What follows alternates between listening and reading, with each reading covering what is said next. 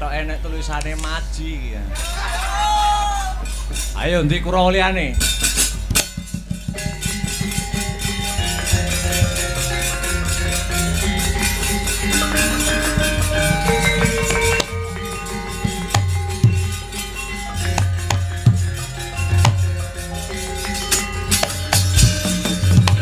Abrabak sro kabranang geget waja mlintir gumbala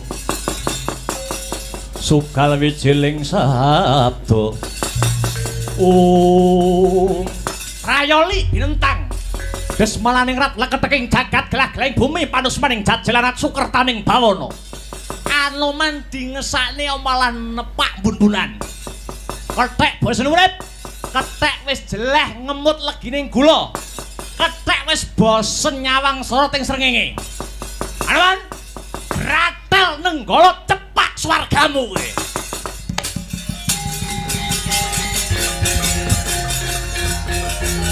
Piak, piak, piak.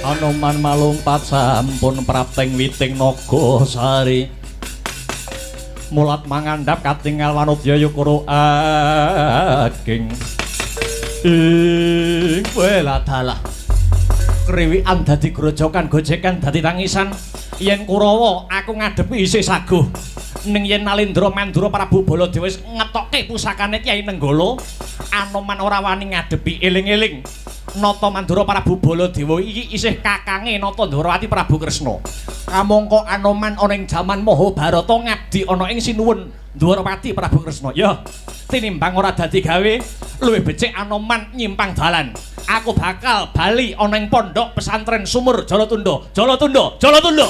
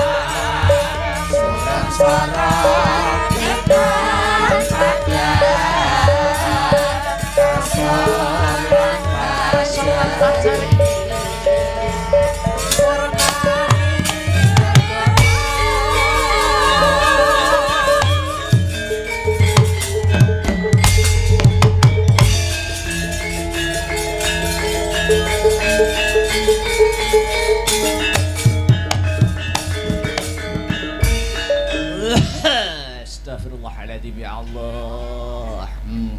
Masya Allah.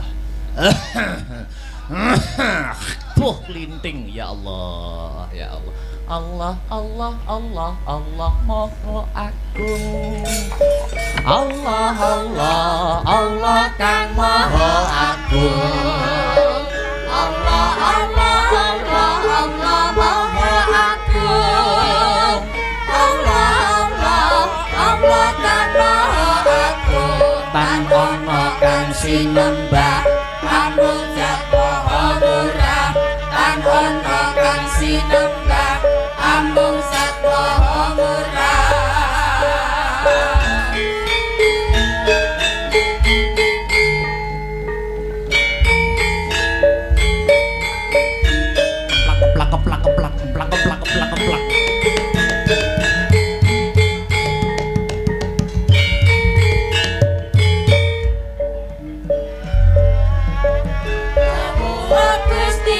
iku amung sawiji kang nyukupi kebutuhan sayaki tanpa putra uga tanpa nutraake ora ana sawiji kang mandani kan ana kang sinembah amung zat maha murah kan ana kang sinembah amung zat maha murah.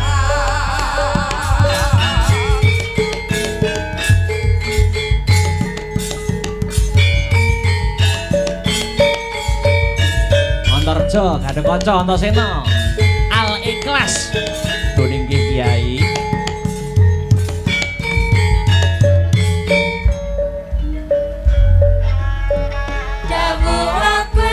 iku amung sawiji kang nyukupi kebutuhan sayaki tanpa putra uga lan yali walan yulat ora ana sawiji kang mandani lan ana kang sinembah amung zat maha murah lan ana kang sinembah amung zat maha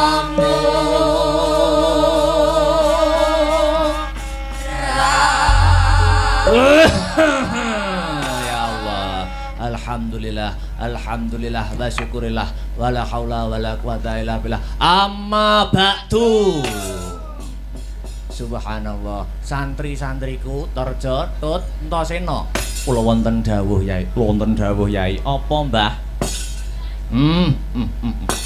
sepisan ora lali ngegungke rasa syukur marang Gusti Allah Gusti sing murbeng dumadi Gusti sing ngecat Lombok Ijo lan angka loro ngaturke salam sholawat kanggo junjungan kita Nabi Muhammad sallallahu alaihi wasallam kang wis bisa nggawa umate saka dalan kang meteng dedet lilimengan tumekaning dalan kang padang jinggelang ya Allah ya Allah alhamdulillah alhamdulillah amma ba'du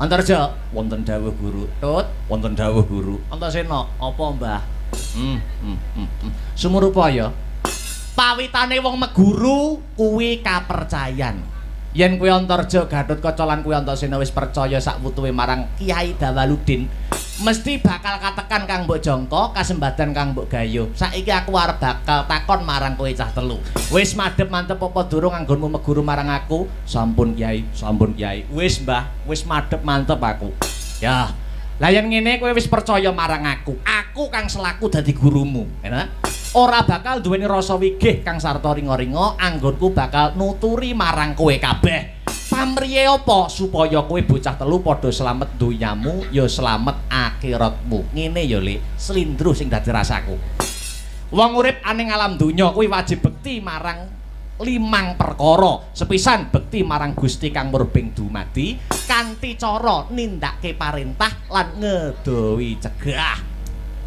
mekaten Kiai ya angka loro bekti marang wong tuwa sing wis ngukir jiwa ragamu angka telu bekti marang maratuwa yen kowe besok wis rabi napa kudu bekti marang maratuwa amarga maratuwa sing menehi dalan kenikmatan sing donya tanpa timbang wujude bojo angka 4 bekti marang guru utawa dwija guru dibekteni mergo sing ngulang lan minterke kowe wiwit kowe durung iso maca dadi iso maca wiwit kowe durung bisa nulis dadi bisa nulis angka 5 sing pungkasan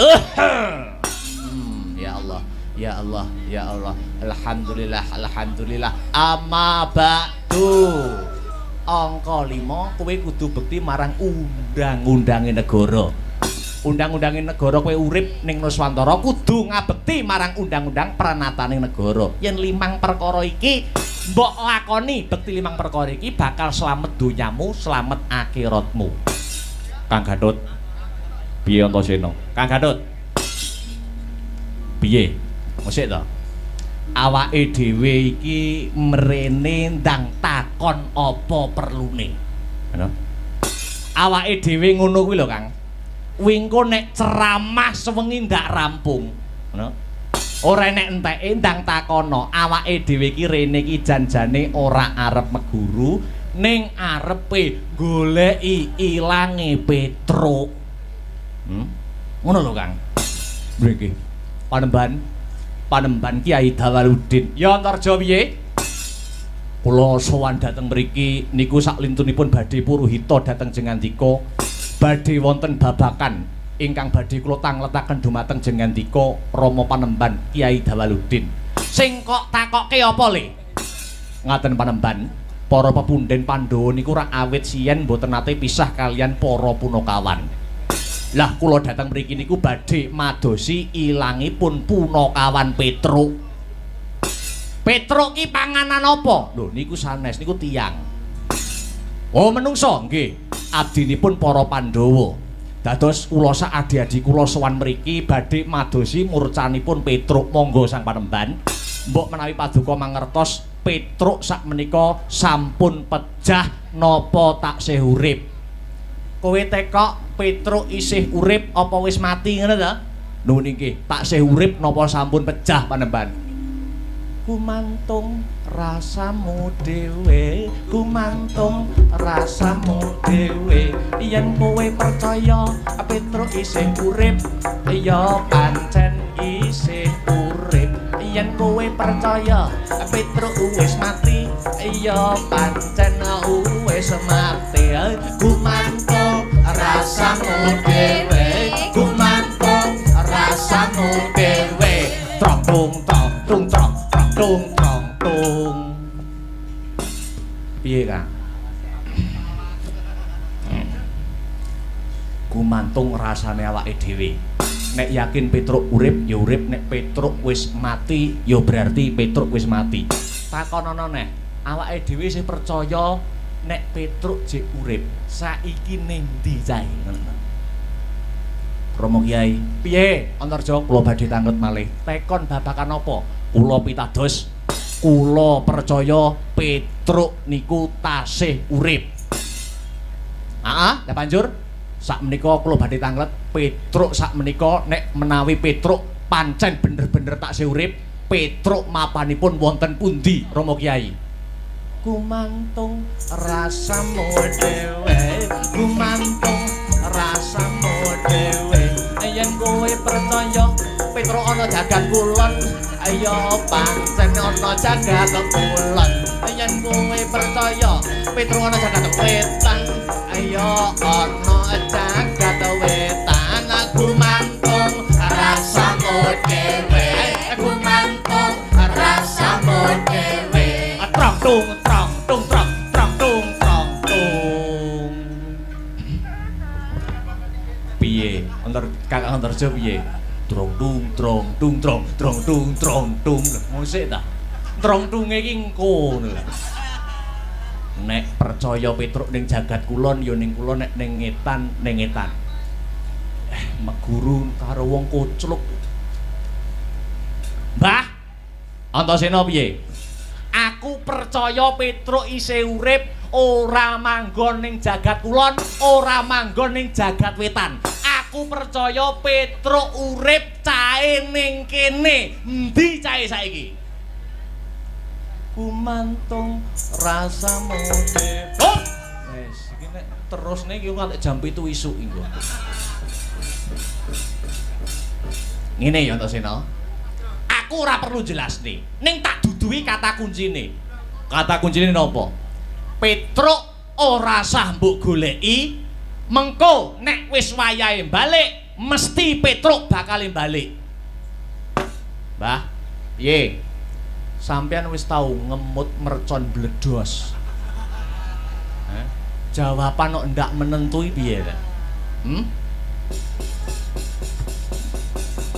Aku malih ora percaya yen sampeyan ki kiai sing winong wong ing dewa, kiai sing wis weruh sadurunge winarah. Jal, saiki aku arep takon. Bariki arep enek kedadian apa? Oh, kowe tekon bariki arep enek kedadian apa? Ora sangku gumantung lho. Ndak kok. Bariki ditanono Antasena? Heeh. Kene arep ketekan Anoman nggawa Putri Ngastina Dewi Banowati. Yen ndak percaya buktekno.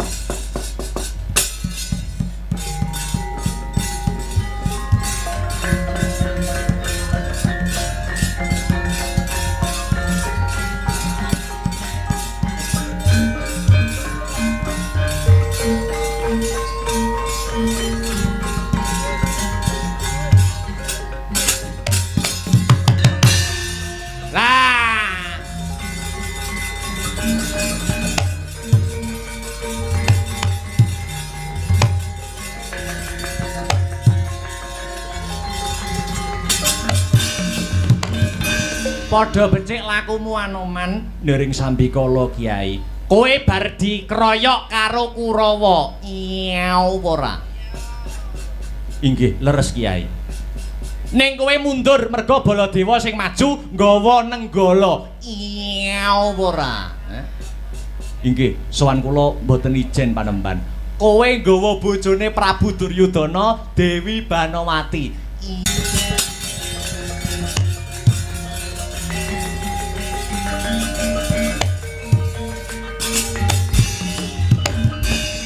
Ya ampun Anoman. Iki apa wis tekan pondok Sumur Jala Tundha? Sampun Sang Dewi. Lah ndi gurumu, ndi kiaimu? Kula aturi madhep teng wingking niku Kiai Dawaluddin guru kula. Ya ampun Batobat. Ganteng cempe Anoman. Astagfirullahaladzim ya Allah. Ya Allah, ya Allah. Alhamdulillah amma ba'du. Kucluk. Enten apa to yu? Kula badhe sambat ning isin wonten santri-santri paduka. Anoman, kula wonten dawuh. Wonge nek ora duweni keperluan begadang aja begadang, turu. Nggih. Antarja, kula wonten dawuh. Sesuk subuhan sing ngadan kowe. Turu. Ora entuk santri turu bengi-bengi. Nggih. Aja lali wijik sadurunge turu. Nggih, Rama Yai. Are kaca, bubuk. Wis wengi. Nggih. Antasena, kowe aja mbling le. Turu wis bengi, ngono? Aku ngerti ajane. Mbah Yai arep nyenuk mbok dhewe. Astagfirullahaladzim ya Allah, ya Allah. Astagfirullahaladzim ya Allah. Amma ba'du. Kowe muridku nakal dhewe kowe. Aku mbok arep nyenuk mbok dhewe. Iki engko nek tak senuk tenan piye? Ya Allah. Pripun yo? Sakit napa keluhane napa engko? Badhe konsultasi napa? Yai, pripun? Aku mangan ora enak. Ngombe ora seger. Turu ndak iso angler. Sampun dangu sakitipun. 3 wulan. Gulune kemeng lumayan. Ngadeg maknyarno konang-konang rada. Mungkak-mungkuk nemen. Tangane sing tengen. Sing tengen. Nah, begini. Megar mak biar. Keri mboten. Bel gedes yo keri to. Oh Kiai bel gedes yo keri. Lah nek keri niku tegese sampeyan isih urip. Ngono. Mung cek ngadeg kaya ngene kok yo isih ngarani mati. Sampeyan isih urip. Sampeyan miturut panyawang kula disuntikno tekan ngendi-ngendi ora mari. Digawa ning dokter yen perlu luar negeri ora iso waras. Lah banjur tambane apa? Nyun sewu. Jenengan wiwit cilik mbiyen napa duweni kanca lanang sing cedhak bendina runtang-runtung ngalor ngidul ning durung bisa ngungkapne rasa tresna kaselak rabi dhewe-dhewe. Nggih mboten.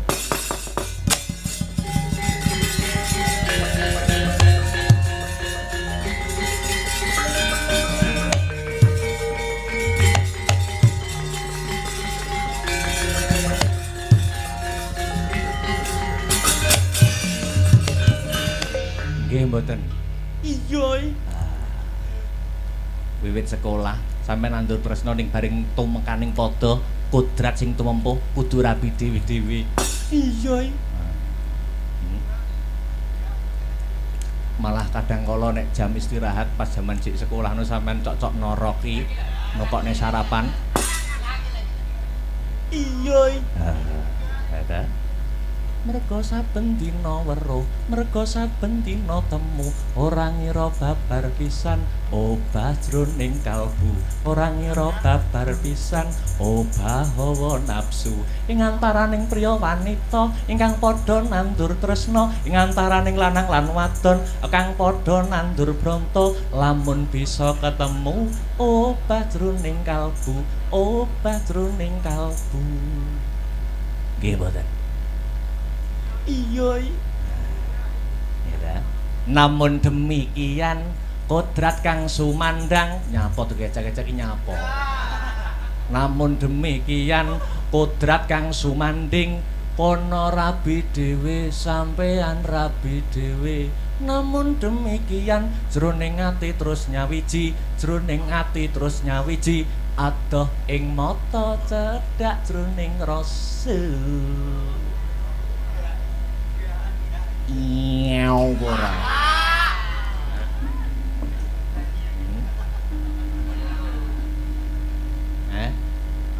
Pun klimak niki.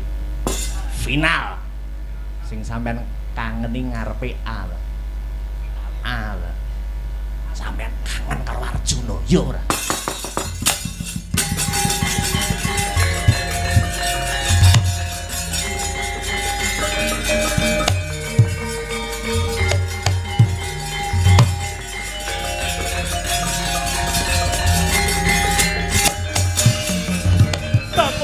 Tobat ngaturaken pangapunten awit sedaya kalepatan kula kinten paduka tiyang saudon telu saurupan tinipun jebul paduka menika Kyai ingkang waskita winong ing dewa kula kangen kaliyan Arjuna Sang Kyai nangis entukne aja daerah kene daerah sensitif sampeyan nek nyedak-nyedak ki iso kluget-kluget dhewe ngoten iya ya ampun nggih sampeyan arep ing ndi uyuh Gusti nyuwun ngapura. Layak ditambani tekan ngendi-ngendi ora waras, layak ditambani tekan ngendi-ngendi ora bergas. Tinemune jebul dicedhek karo Kyai Dawaludin, tinemune jebul bener. Nah, sampeyan wis urip dhewe-dhewe, serabi dhewe-dhewe, wates saiki ora ana pageri, kangen entuk ning kudu nganggo wates, kan? Kabeh eling-eling kono ya wis bebrayan, sampeyan ya wis bebrayan. Nek dikandhani malah mlengos. Nyuwun sewu slerekanipun dereng dipun. Ya Allah, ya Allah.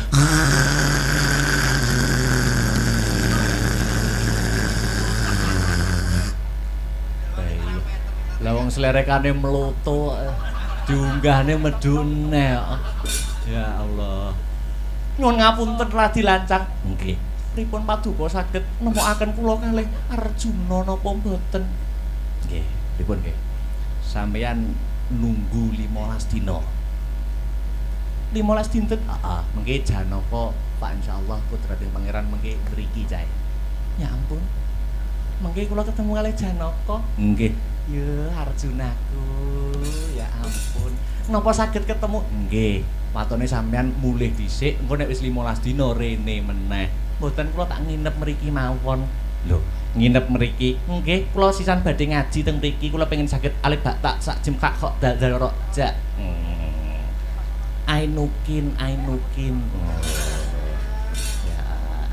ning mriki kamare nggih sak wontene lho, sak wontene. Wonten kasure. Mboten napa-napa penting kula petuk Janaka. Nggih. Belok kanan pun teng mriku. Monggo Panembahan. Ya. Yo sapa iki jeding? Kula Sang Dewi. Gatotkaca nggih. Lho ndang metu wae yo aku keblet pipis lho jero nganti nonong kaya ngene iki. Nggih. Kok tak medal riyen. Nggih, medal. Kowe metu aku tak mlebu. Yo lawange tak tutup aku tak dodok. Gerajak. Yo ya ampun ngisor iki kalen to, Mbak. Layak suarane gemuntang. Astagfirullahaladzim ya Allah. Ya Allah, amma ba'du. Nah, ya. Kono rupiah. Aja dile. Tut. Wonten dawuh Panembahan. Kowe arep nyang ndi? Badhe medal pados angin. Aku arep salat tahajud. Engko nek enek tamu arep ngrubeda aku, singkirna ya. Kuwi mara bahaya kanggone pertapan Sumurjaya Tunduk. Nggih, ngestaken dawuh. Tindakna.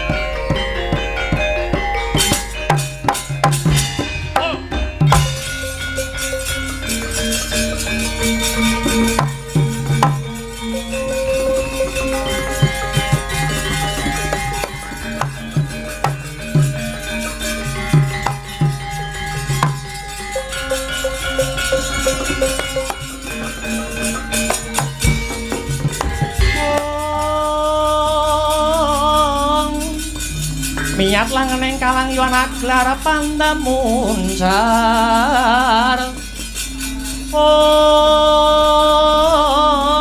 tinon lir kekonang surem sorotetan padang kasor lan pajaring purnameng kekono dasari mongso katiga Katut kaca. Kula wonten dawuh Mandura. Kowe ya meguru nang kene. Lho niki aku pengin pethuk Nyai Dawaludin. Nembe nindakaken tapa brata tak jogarke mboten angsal. Mbuh ora idep. Kena ora kena kudu ketemu ing dina iki kelawan Begawan utawa Kyai Dawaludin. Nyuwun sewu paduka kundur kemawon menawi pengin slamet. Mboten usah ganggu gawe edan trolong nenggol. Yayi, pane karo kerang.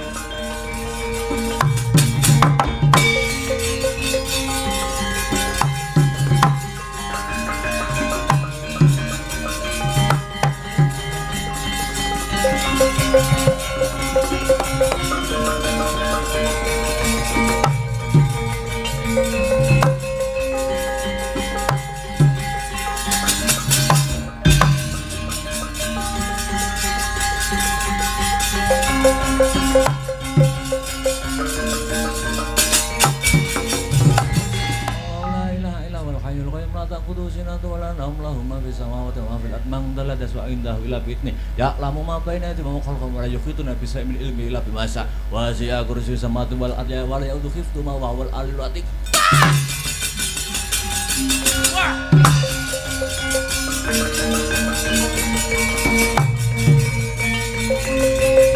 Loh, kebobolan Sumurjaya Tunduk.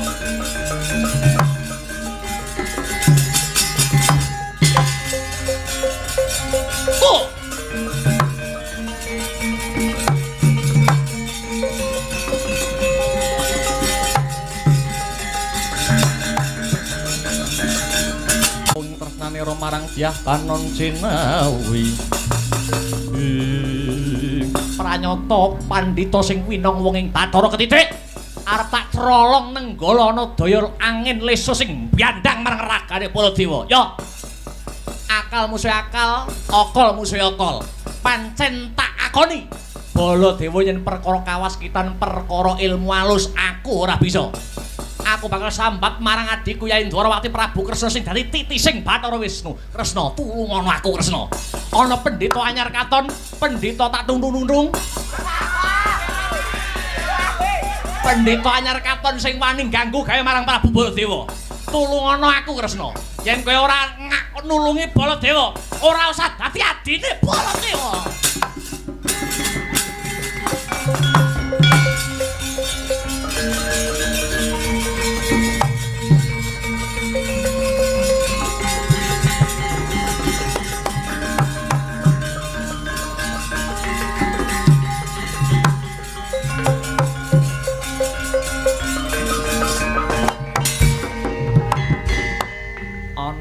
kitum rumaksa ing manci bengi Raja ayu luputa ing lara luputa bilai kabeh jin setan datang purun angan muhatan ana kang wani babang gawe olah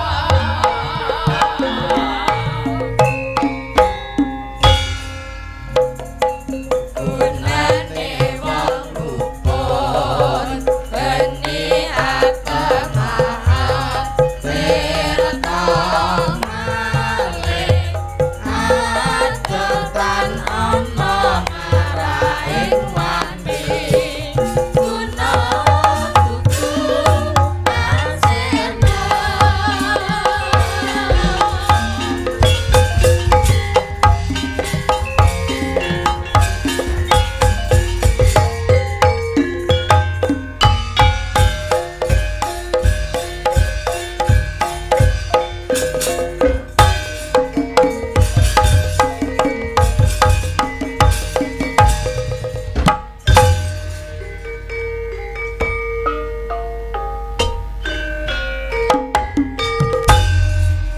ana kidung rumaksa ing panci wengi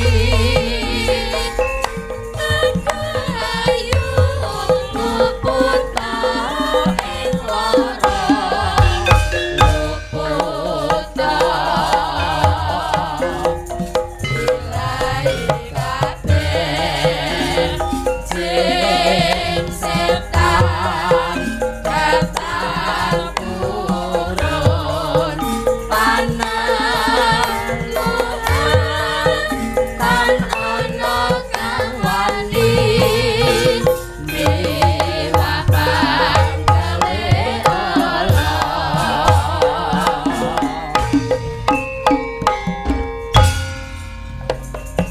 gunane wong luput geni atemahan wirta malih adetan ana ngaraing mami guna tuku asena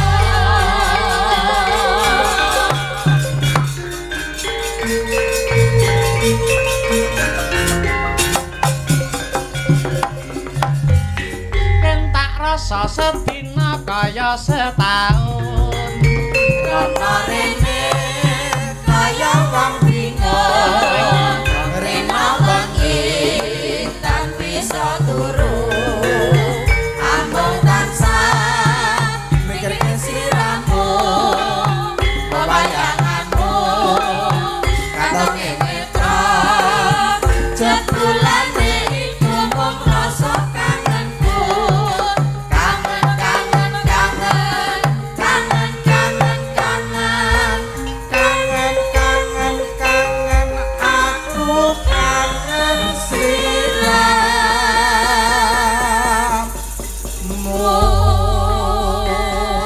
lagon kangen minangka dadi kangene awake dhewe karo bumi alma mater gong heeh ngono Mas heeh dasare SMA Negeri 1 Nganjuk wis menyetak wong-wong berhasil mencetak wong-wong sukses ora mung miguna tumrap diri pribadi ning miguna tumrap wong akeh kok iso ngono mau Pak Panito ning sambutan sore mau dawuh piye wong sugih karo wong sukses ki beda ya ta yen wong sugih ki wong sing akeh hartane titik ning yen wong sukses kesugihane dienggo migunane tumrap bebrayan agung ngono heeh mula awake dhewe ngaturke panuwun kang tanpa pepindhan marang Bapak Kepala Sekolah Pak Asop Pak Maryono selaku waka sing wis bot repot lan kabeh panitia adik-adikku OSIS tanpa ana pitulungane tim di balik layar ora bisa acara berjalan dengan sukses le. Ngono. Uga iki disiarkan langsung lumantar live streaming Asta Brata Media. Oh ngono, muga-muga dadi tamba kesel ana ngancani. Mula sapa-sapa mugi-mugi karenan ing tenggalih. Ngono. Uga matur nuwun kanggo para donatur sing ikut andil dalam mensukseskan pagelaran malam hari ini saka Hong Kong, saka Belanda. Sapa iki Lis Maswal, waduh jenenge Widayati Broto Atmojo. Saking Hong Kong Bu Yuni Gatik kalian Bu Cynthia Jesi. Matur nuwun netizen pendukung apa iki? Acara. Matur nuwun. Dibuka nganggo sing mat-matan, dikendani sasanane ben lagu-lagu sawetara mengko tutupne. Ning kutha aja esuk-esuk bare beres. Ngono ya adewe ngomong ngono cah cangguri seram ndak percaya. Alah panggah tengah papat. Ndak percaya panggahan. Ndak wis to tenang. Mas Heru kasang seme Mas Bayu dalem angkitanipun Mas Bayu. Pun mukadimah wonten ing season gara-gara mengko didhawahke langgame Karben Dik Cinta. Ngono. Pelok. Pelok. Eyang. Nggih. Monggo Mas Her, pucung bawanipun. Angkitanipun Mas Bayu. Yuk.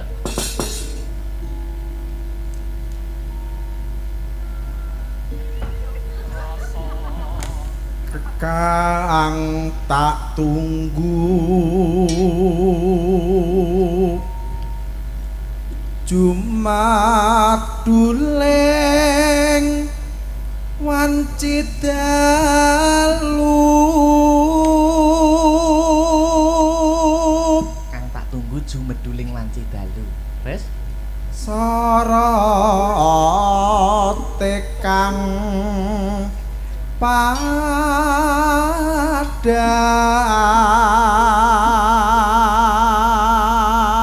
Sorote padang. Terus nanging datan hanyut lapi.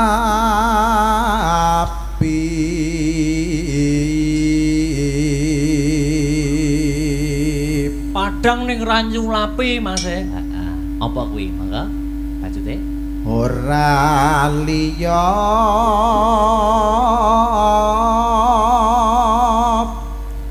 among kejaba rembulan.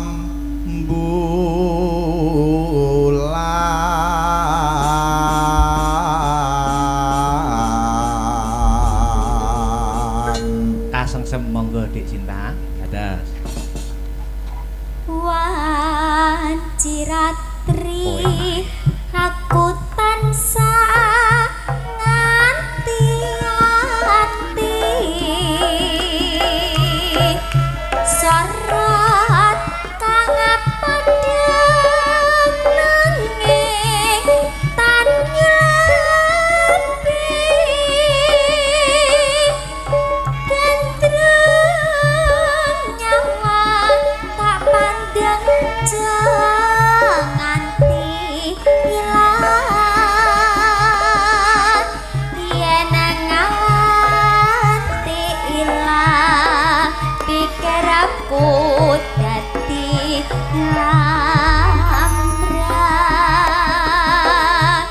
lamun grahana kuning Jumadul citramu mong lembayang saya endah rinumbuhan lintang-lintang nora jelek kasangsam anggon kunyawan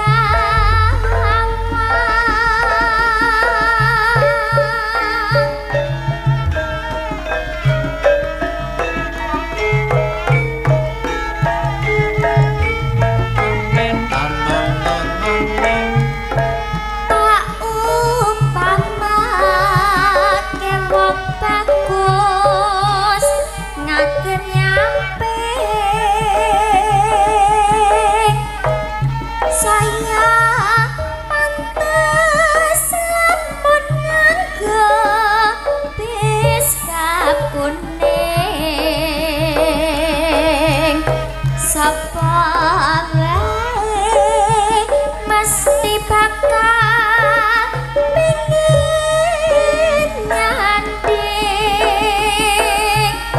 yen ra kelakon ning ati dadi komeng sejatine rembulan tak karepke lamun dan ngeri endahan nyang samake ibarate mega kang pecah pamore sama jangan dikandhat nyawang serane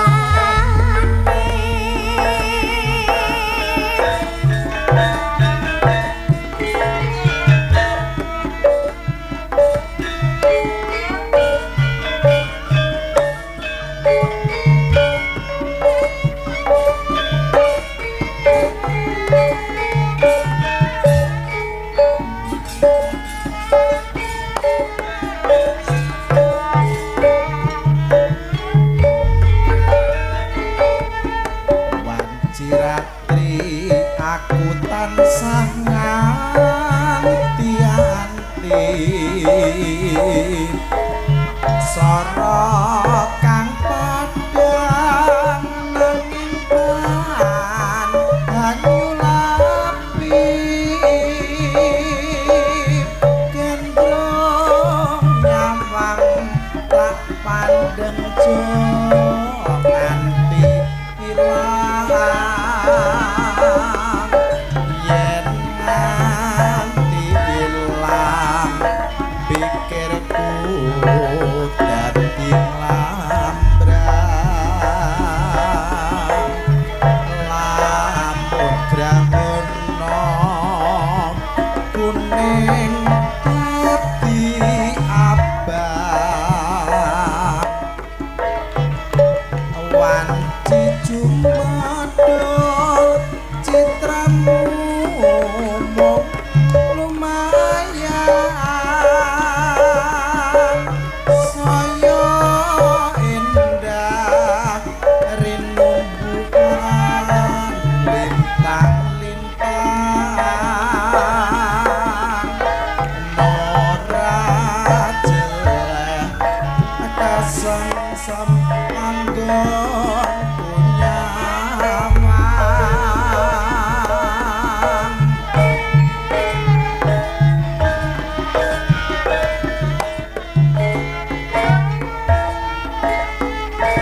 Manen pamanut maning tak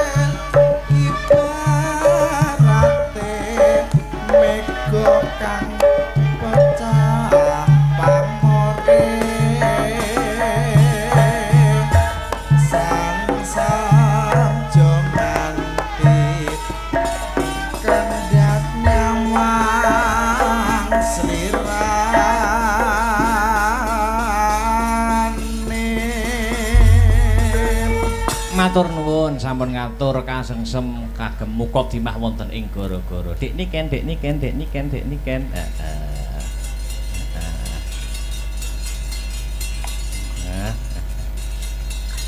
Nembang ya, Nduk ya. Ya. Apa ye? Nembang apa ye? Apa ye? Sembarang. Apa? Sing musik lho. Apa? Sing musik. Apa ya? Buyuh ono. Sing mirsani lho Mas ibu-ibuke cek kathah lho. Oh nggih niku wah tirakate jos daya kok niku. Napa, Bu? Nemu apa nemen kok kabeh disebutne. Engko tuku kaset e, Bu nggih. Napa? Ayo ngadeg to ngadeg. Hah? Mas Pri. Niki sing mirsani streaming nggih kuwatah lho Mas Tasian. Napa nggih? Ada 6.000. Waduh. Masih banyak. Ya, masih 6.000. banyak. Gek do geger kabeh. Gegere perkara apa? Mbah perkara apa mau. Apa nembang apa? Monggo sing enek engkik-engkike ae. Waduh, engkik. Aku udah lama ndak engkik-engkik. Gak aku ngono kuwi ya. Ndak ini lo udah lama ndak pargoi. Oke no, dipargoikan no. Apa wis monggo. Apa ya? Kersa. Cundamani aja wis. Oke. Wirang aja wis. Hah? Wirang. Kok nyaprut iki nyapa iso nyaprut lho. Urung kula bae. Ya wis separo kuwi bae nek. Ya Sundamani aja. Ini lagu spesial buat Dargombes. Dargombes. Akeh men jenenge kok iso. Ya utun ae. Bakul kok. Dargombes. Sing Dena Salam. Tekek biyen. Yo. Tekek. Elek mencah aja ora keren. Sopo sing jenenge tekeki? Ndak aja mbok rungokne omongan cah-cah. Elek siap. Yuk Cundamani Mas Tri.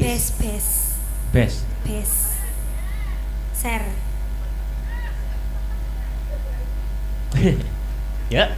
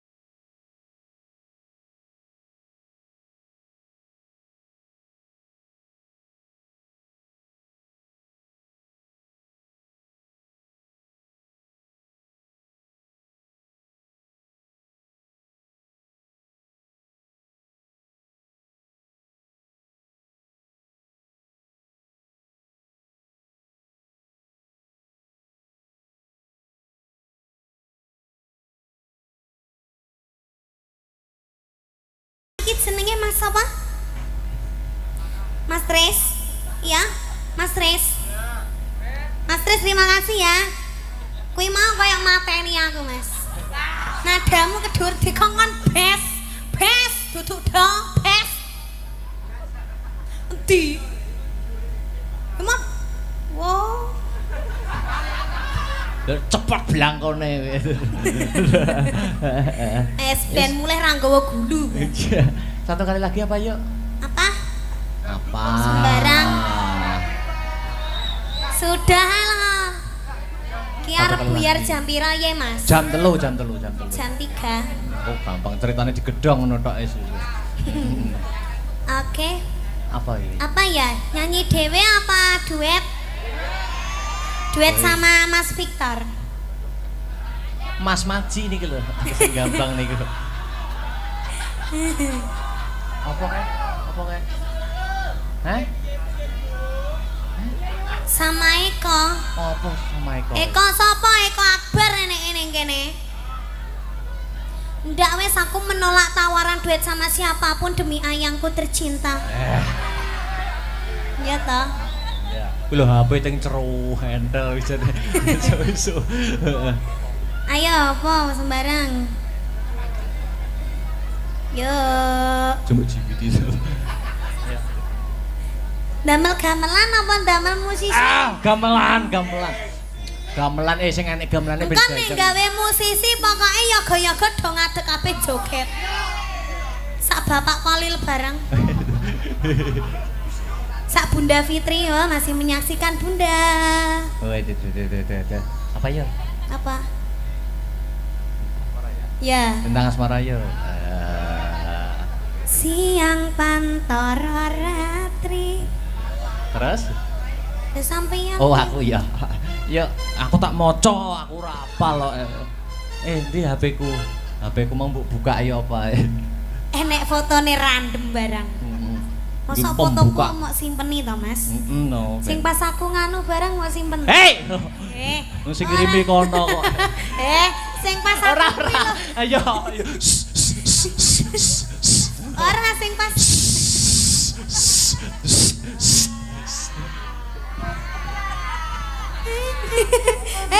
Polamu masalah sapa sing marahi ngono kuwi? Sampeyan kok. Ayo. Ora sing pas aku. Ora kan patok cepet kepetek yo nembang yo. Bel. Apa tek kita buka non. Usah. Padahal aku ya ora tau ngirim apa. Asa bener kepetek bener. Yo. Ya. Apa? Ya. Sing foto kuwi lho. Ayo sure dipikir yuk Mas Tres. Lintang ya. Yo lintang kalian. Ayo Mas Adit. Tangannya di atas. Ojo menyeteli lampu ae. Oke, SMA 1 terima kasih.